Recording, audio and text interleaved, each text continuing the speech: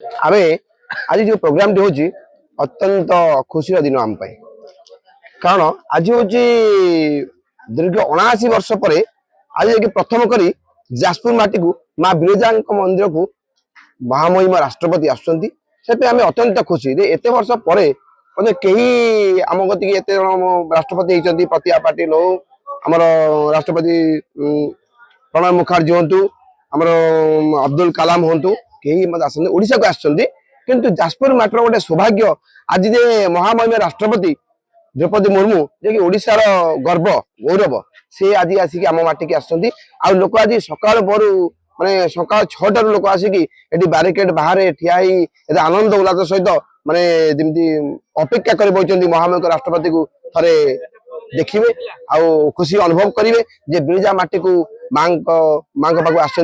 आम बहुत खुशी पितृपुरुष को पिंडदान करेंगे जो प्रोग्राम अच्छी जे कि एमती समस्ते जिन बोधे जानी जो मुंडे आसी महाबिरजा मंदिर ए चाकचक्य पूरा जमी बहुत 40-50 वर्ष पर एमती साजसजा होगी आम अनएक्सपेक्टेड जिन एक्सपेक्ट कर जो माँ बिरजा जो माने आविर्भाव होते जो ब्रह्माकुंड से तो परित्यक्त अवस्था था एत सुंदर कराई